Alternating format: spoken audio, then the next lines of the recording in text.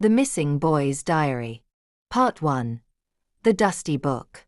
The smell was always the same in the basement of the Brookfield Public Library.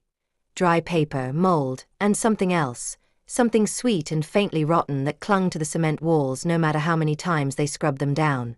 Eleanor Marsh had lived with that smell for more than 30 years. At 61, she could almost measure her life by it. When she started here in 1989, she had been young, newly married, still carrying the soft weight of her second child on her hips. Now her husband was gone, heart attack in the upstairs bathroom 4 winters ago, and both children were grown, living their own lives states away.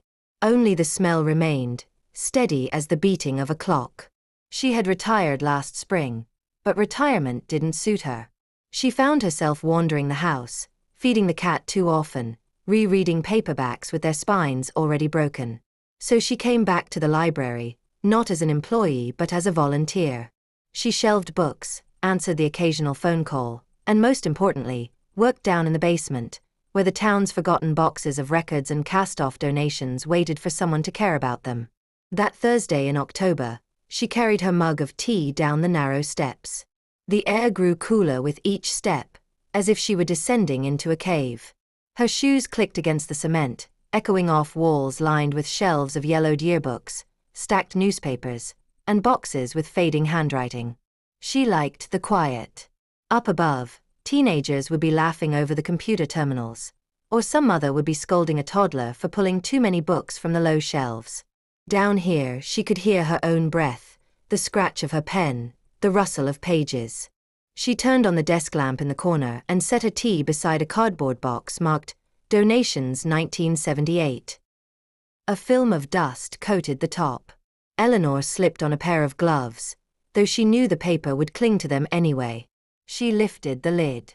Inside, a pile of old books, Reader's Digest condensed novels, a cracked Bible with its cover missing, a set of school notebooks with the kind of wide-ruled lines you didn't see anymore. She picked one up. The cover was dark blue, mottled with age, and in the corner someone had written in ballpoint pen, Diary, 1975. Keep out. Eleanor smiled despite herself. She set aside the other books and carried the diary to the lamp. The pages were brittle, but the ink was still legible, cramped boyish handwriting that leaned forward as if in a hurry. She expected the usual, girls he liked, teachers he hated, maybe some confessions about sneaking beer. Instead, the very first entry stopped her. March 12, 1975. I heard them again today. Downstairs in the basement of the school. They don't sound like teachers. They don't sound like kids either.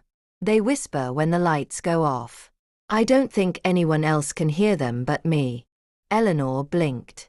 The Brookfield Middle School had always had a reputation for being drafty, with its old steam pipes clanging at all hours. Kids made up stories about ghosts in the gym showers or witches buried under the football field. This sounded like that sort of thing. She flipped a few pages. March 16, 1975. The janitor told me to stop hanging around after class. He doesn't understand. The voices are trying to tell me something. They said my name today. Clear as anything. Tommy. That's what they said. Tommy, come closer. Eleanor's lips pressed together. Tommy. The name tugged at something in her memory. Brookfield wasn't a big town. She had grown up here herself. In the 70s, she would have been in high school, not far from the boy who wrote these words. But the name wouldn't quite come to her. The pages crackled as she turned them. More entries followed, a strange blend of ordinary and unsettling. March 20th, 1975. Mr. Carlin gave us a test today. I think I failed it. But it doesn't matter. The voices say they'll teach me things the teachers never could. They know secrets. They said I could see them if I go far enough down the stairs. Her tea had gone cold, but Eleanor barely noticed.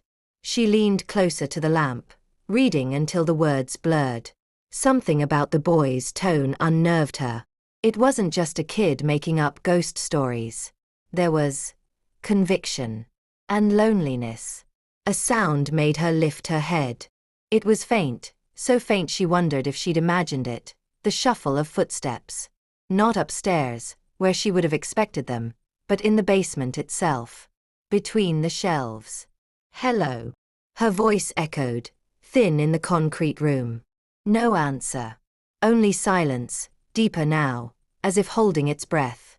Eleanor set the diary down, her gloved hands leaving faint smudges on the dusty desk. She rose and looked between the rows of boxes. Nothing moved.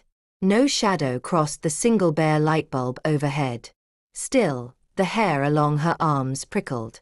She told herself it was a mouse, maybe a draft. Old basements had plenty of both. When she sat again, she realized something else. The diary looked different.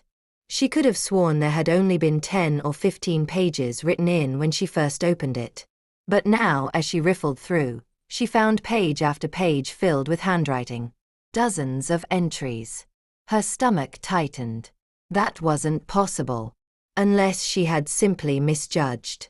Unless her memory was already slipping, the way her mother's had before the end. Still, she picked a page at random, near the back. October 2nd, 1975. They said the door is waiting. Behind the furnace, in the dark. They say if I open it, I'll never be alone again. Eleanor shut the book quickly, her pulse loud in her ears.